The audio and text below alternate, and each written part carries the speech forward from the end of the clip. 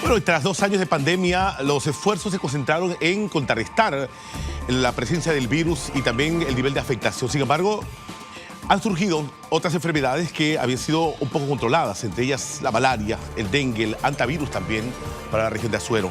Vamos a pasar revista nuevamente. Doy la bienvenida al doctor Arturo Rebollón, epidemiólogo con nosotros que desde hace mucho tiempo nos ha ido ayudando a entender este tema de la pandemia y sobre todo también no a descuidar otras enfermedades, como siempre se había dicho años atrás. ¿Qué está pasando ahora, doctor? Porque sí, decía yo, se está redoblando esfuerzos para el tema del COVID-19, pero al parecer otras enfermedades también están ganando terreno. Quiero empezar por ahí. Ante todo, gracias por acompañarnos. Buen año.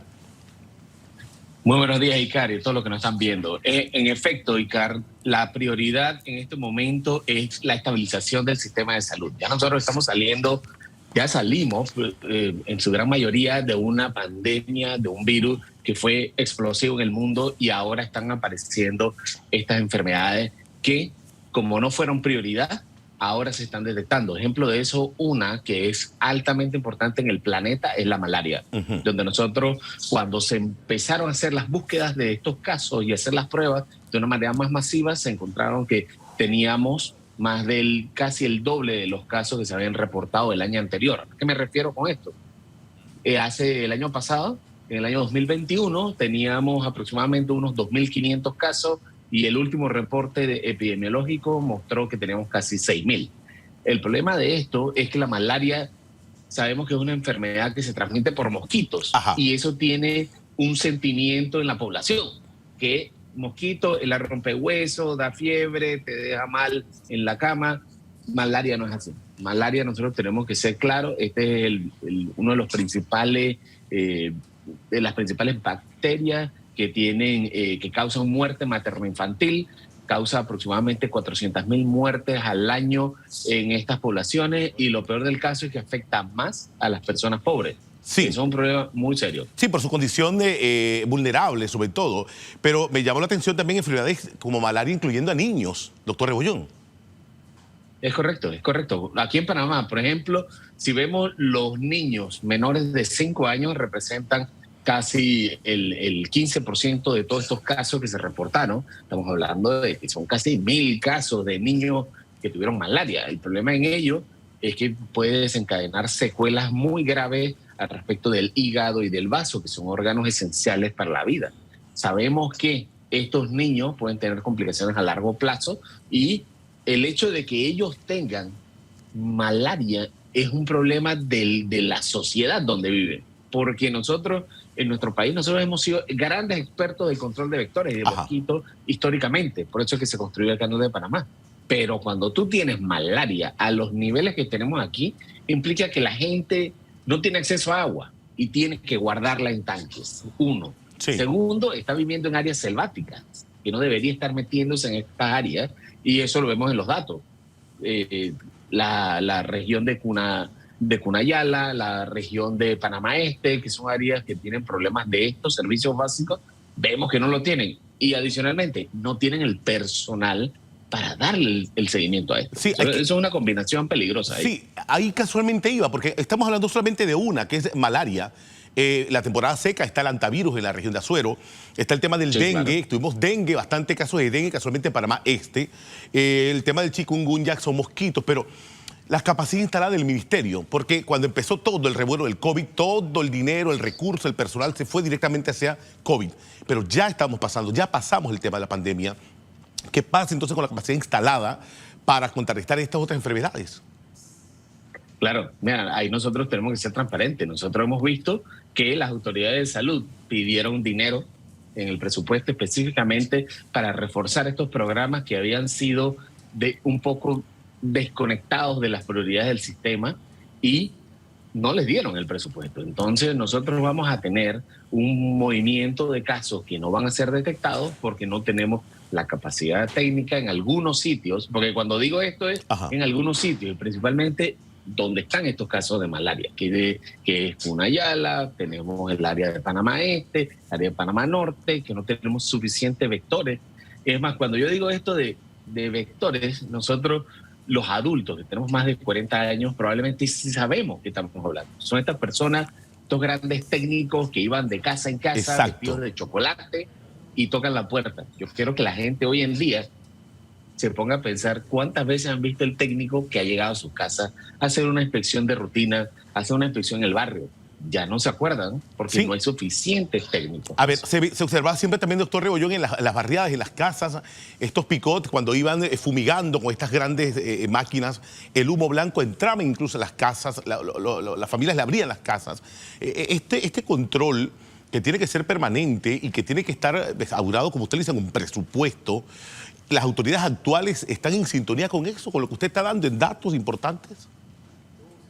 Mira, a veces cuando tú tienes tantos problemas explosivos, que eso es una realidad, cuando tú tienes problemas urgentes, como ha sido una pandemia donde todo se enfocó a eso, regresar a lo que antes era estable ha sido un poco difícil. Entonces, nosotros sabemos que no hay suficientes técnicos, el personal humano no es suficiente para hacerlo, el control del virus no es hospitalario, es en la comunidad. Entonces nosotros ya no tenemos esa estructura social que teníamos antes.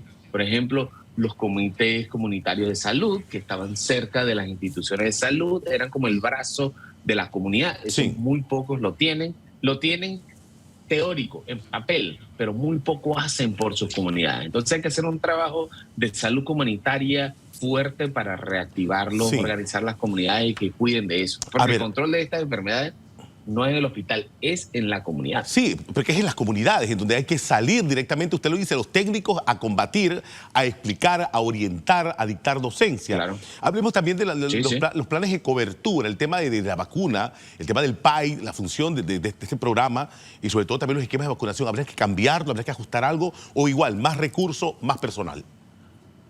Mira, ahí probablemente ya no sea más recursos. De ahí nosotros tenemos que ver que eso tiene que son problemas que son complejos. ¿Y a qué me refiero complejos? No es solamente poner plata y poner gente. Sí. Tienes que poner sitios adecuados de dónde poner la basura, enseñarle a la gente qué tipo de bolsas tener, las rutas que pase el equipo de basura, dónde poner la basura, ese tipo de cosas hay que enseñarlo. Países europeos ya han aprendido que la basura se puede convertir en un negocio. Sí. Panamá está empezando muy lentamente en eso de que pueden producir energía, gas natural, reciclaje y ese tipo de cosas, pero hay que meterlo más, mucho más emprendimiento para que esto se mueva mucho más la basura. Nadie lo ha dicho en voz alta, pero Sí. Patacón colapsó hace años. Sí, sí. Entonces nosotros tenemos que empezar a buscar otro sitio para eso. Hablemos de políticas públicas y sobre todo políticas públicas de salud, porque usted acaba de enumerar una serie de componentes importantes inherentes. Primero, el nivel de pobreza, el nivel también de vulnerabilidad, los lugares de extrema pobreza, que no le llegue el agua, que se recoge mal la basura. O sea, es una serie de componentes que al final es un caldo de cultivo precisamente para los datos que estamos viendo en referencia a enfermedades como usted lo acaba de decir, como el tema malaria.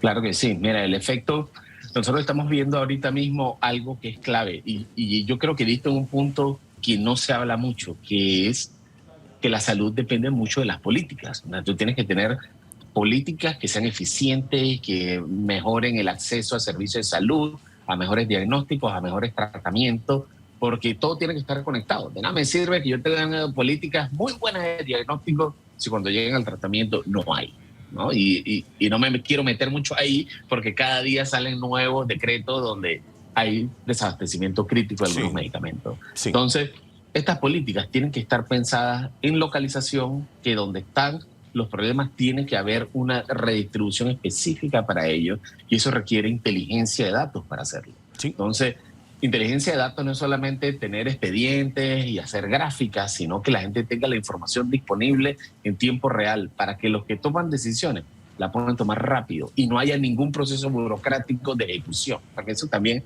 es un problema. Saben que hay un problema de salud y no lo pueden ejecutar. Y todo eso, esas líneas y barreras que te estoy mencionando, se eliminan a través de regulaciones eficientes, donde utilizan procesos ágiles, procesos que son delgados, que no son tan burocráticos, que eso es un problema serio en nuestro país. Sí, mire, no quiero terminar esta conexión, doctor Rebollón, ante todo también agradeciendo, como siempre, este apoyo que nos da a nosotros para dictar docencia en estas políticas. Ya han habido casos de antivirus en la región de Azuero.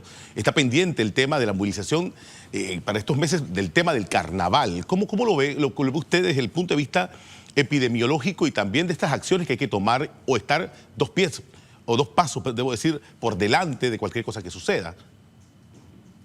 Claro que sí. Ahí ya nosotros hemos aprendido desde ya en los últimos 10, 15 años, desde que se suspendió famosamente un carnaval por los casos de antivirus. Ya sabemos dónde están, cuál es el vector, cómo controlarlo. Así que se pueden hacer acciones proactivas para evitar que se cierren estas actividades económicas importantes para el país. Porque son importantes, que atraen dinero de afuera, movimiento interno, movimiento de gobierno, mejora la felicidad de la población, que eso es súper importante. Entonces, ¿qué podemos hacer de manera proactiva? Yo, que soy por ejemplo, alguien que es un agrónomo, que tiene su finca, su silo, lo primero que tiene que hacer es que si va a limpiar, tiene que echar un spray de agua para que no se levanten las esporas, ¿no? Esto que está ahí es súper importante. Y si ven en sus silos que hay ratones, de una vez llamen a las autoridades para que ellos hagan las inspecciones, se hagan los estudios y se verifique que estén libres de anta. Eso es súper importante, ¿no? O sea, hoy en día sabemos que tenemos anta disponible a tal punto que el Gorgas ha creado instituciones cerca de donde se hacen los análisis de anta para mejorar esta vigilancia. Bueno. Entonces, ya hay la disponibilidad técnica, hay un conocimiento de los actores y estoy seguro que no debe haber ningún problema como ha ocurrido en años anteriores. Bueno, ahí está, la información está. Hay que tomar las precauciones, sobre todo en materia de prevención. Doctor Arturo Rebollón, epidemiólogo, gracias por acompañarnos como siempre y buen día, doctor. Hasta luego.